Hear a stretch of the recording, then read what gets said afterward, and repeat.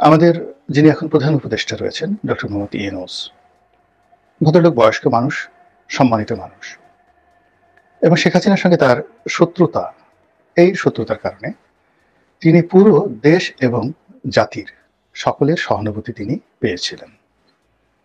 এই ভদ্রলোক সারা জীবন শুধু গ্রামীণ ফোন নিয়ে, গ্রামীণ ব্যাংক নিয়ে ব্যস্ত ছিলেন এবং সারা দুনিয়া চষে বেরিয়েছেন, নোবেল পুরস্কার পেয়েছেন, বিভিন্ন মোটিভেশনাল স্পিচ দেওয়া সারা দুনিয়াতে এবং একটার পর একটা আন্তর্জাতিক স্বীকৃতি লাভ, সেটা ডক্টরেট ডিগ্রি হোক, সেটা কোনো রাষ্ট্রীয় প্রতিষ্ঠানের স্বীকৃতি হোক এবং যে কোনো কিছু, বিদেশ থেকে যে কোনো একটা সার্টিফিকেট পেলেই তিনি নিদারুণ খুশি হতেন এবং তার এসব সার্টিফিকেট, ডক্টরেট ডিগ্রির সংখ্যা হাজারখানেক তো হবেই। এবং এই কাজগুলো তিনি করেছেন বলতে গেলে গ্রামীণ ব্যাংক প্রতিষ্ঠা হওয়ার পর থেকে আর 1996 সনের পর থেকে রাষ্ট্রীয় মদদে, মানে 1996 থেকে 2001 সন পর্যন্ত আওয়ামী লীগ জমানাতে তিনি যে কোনো কারণে শেখ হাসিনার খুব কাছাকাছি চলে গিয়েছিলেন। শেখ হাসিনা তাকে স্যার সম্বোধন করতেন এবং সারা দুনিয়াতে তিনি চষে বেরিয়েছেন রাষ্ট্রীয় অতিথি হিসেবে এবং ওই সময়টাকে ম্যাটারালাইজ করে তিনি তার যে আন্তর্জাতিক খ্যাতি এবং দুটি এটি তিনি বাড়িয়েছেন। এটা তার ব্যক্তিগত সফলতা। কিন্তু এরশাদ জমানাতে যদিও তিনি এরশাদের আনুকূল্য নিয়ে গ্রামীণ ব্যাংক প্রতিষ্ঠা করেছিলেন, কিন্তু রাষ্ট্রীয় কোনো কর্মকাণ্ডে দেশে এবং বিদেশে এরশাদ সাহেব তাকে কখনো ওইভাবে প্রিভিলেজ দিয়েছেন এরকম কোনো সিঙ্গেল উদাহরণ নেই। কিংবা 1991 থেকে 96 সন অবধি এই পুরো সময়টিতে বিএনপিও তাকে যে গুরুত্ব দিয়েছে, নট লাইক দ্যাট। বরং যখন তত্ত্বাবধায়ক সরকার অতীতে এসেছে, তিনি একজন গুণী ব্যক্তি হিসেবে, একজন গ্রহণযোগ্য ব্যক্তি হিসেবে তিনি সেই তত্ত্বাবধায়ক সরকারের একজন উপদেষ্টা রূপে তিনি দায়িত্ব পালন করেছেন এবং আবার সেই দায়িত্ব পালন শেষে তিনি তার কর্মরত ক্ষেত্রে ফিরে গিয়েছেন।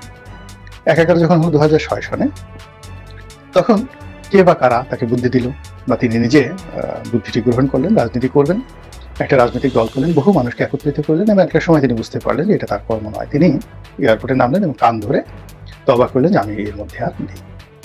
এরপর থেকে তিনি তার কর্ম নিয়েই ব্যস্ত আছেন, কিন্তু তার যারা প্রতিপক্ষ, বিশেষ করে আওয়ামী লীগ, তারা তাকে ছাড়েনি, তাকে অকথ্য নির্যাতন করেছে মানসিকভাবে, আর্থিকভাবে এবং তার সকল কিছু তছনছ করে দেওয়ার জন্য সব চেষ্টা আওয়ামী লীগ সরকার করেছে। আর বিপরীতে তিনি দেশের ভেতরে এবং দেশের বাইরে তার যত বন্ধু রয়েছে, বান্ধব রয়েছে, সব মিলিয়ে তিনি আওয়ামী লীগ সরকারের উপর একটা চাপ প্রয়োগ করার জন্য চেষ্টা করেছেন।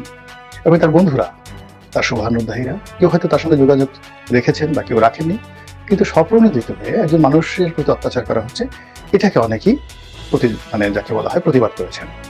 তো দেশের বাইরে যারা তার ঘনিষ্ঠজন রয়েছেন, তারাও অনেকগুলো প্রতিষ্ঠান, মানে বেশ বহু সংখ্যক নোবেল লরিয়েট, এই জগৎকালে যত নোবেল পুরস্কার পেয়েছেন তারা, তারপরে মার্কিন রাজনীতির বিশেষ করে ডেমোক্র্যাট দলীয় সংসদ সদস্য, সিনেটর, সাবেক প্রেসিডেন্ট সবাই তার পক্ষে ওকালতি করেছেন, কিন্তু সমস্যার সমাধান হয়নি। আর এই না হওয়ার কারণে শেখ হাসিনা আরও বেপরোয়া হয়ে গিয়েছেন আর তিনি আরও অসহায় হয়ে পড়েছেন। আর আমরা যারা সাধারণ জনগণ, আমরা তাকে ভালোবেসেছি পাগলের মতো করে। এটা সবাই হয়। তার জায়গায় যদি অন্য যে কোনো মানুষ থাকতেন, আমরা তাকেও ভালোবাসতাম। মানুষ সবসময় অত্যাচারিতের পক্ষে। তো সেই মানুষটি এখন রাষ্ট্র ক্ষমতায় আছেন এবং রাষ্ট্র ক্ষমতায় আসার পর আমরা দেখলাম যে তার সব আছে, শিক্ষা আছে, দীক্ষা আছে, জ্ঞান আছে, গরিমা আছে এবং মাশাআল্লাহ শরীর স্বাস্থ্যও ভালো আছে। কিন্তু দ্বিতীয়ত কমান্ডিং ভয়েস, মানে তিনি একটা গ্রামীণ ব্যাংক প্রতিষ্ঠা করেছেন এবং অবস্থা দৃষ্টি এখন মনে হচ্ছে যে তিনি একটা গ্রামীণ ব্যাংকে টিম ওয়ার্ক পেয়েছিলেন। সেই টিম ওয়ার্কের মাধ্যমে তিনি অ্যাডমিনিস্ট্রেটিভ কাজগুলো চালাতেন। তিনি মূলত অ্যাডমিনিস্ট্রেশন দেখেননি, এটা এখন তার কথাবার্তায় আচরণে স্পষ্ট। তো তিনি শুধুমাত্র প্রচার, মোটিভেশন, দৌড়দৌড়ি করা, ছুটোছুটি করা, এই কাজগুলো তিনি করেছেন। অ্যাডমিনিস্ট্রেশনের বিষয়গুলো গভীরভাবে তিনি দেখেননি, গ্রামীণ ফোনেও দেখেননি, গ্রামীণ ব্যাংকেও দেখেননি।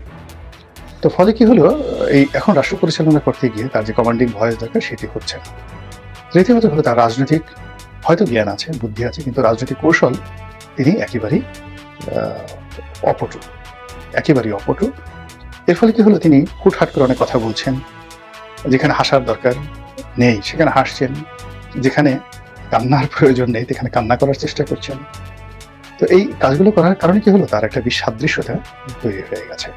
তিনি যে রিসেট বাটন চাপার কথা বলেছেন, তারপরে মাস্টার মাইন্ড আন্দোলনের মাস্টার মাইন্ডের কথা বলেছেন, তারপরে ম্যাটিকুলার শব্দগুলো বলেছেন, এগুলো ভীষণ রকম প্রতিক্রিয়া তৈরি করেছে রাজনৈতিক অঙ্গনে এবং এই অল্প সময়ের মধ্যে তার ইমেজটা তার জন্য বুমেরাং হয়ে পড়েছে। তিনি অনেক শত্রু তৈরি করে ফেলেছেন সাধারণ মানুষের মধ্যে।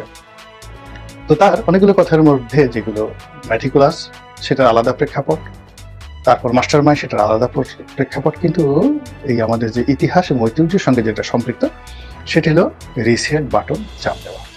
একটি বক্তব্যে তিনি যা বলার চেষ্টা করেছেন যে এই আন্দোলনকারীরা, ছাত্র নেতারা, সমন্বয়করা এই আন্দোলনের সফলতার মাধ্যমে যে কাজটি করেছে সেটা হলো তারা একটা রিসেট বাটনে চাপ দিয়েছে। It's a scientific term.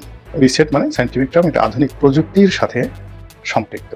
আপনি একটা কম্পিউটার রিসেট করবেন, তারপর একটা প্রোগ্রামকে আপনি রিসেট করবেন, এর সাথে জড়িত।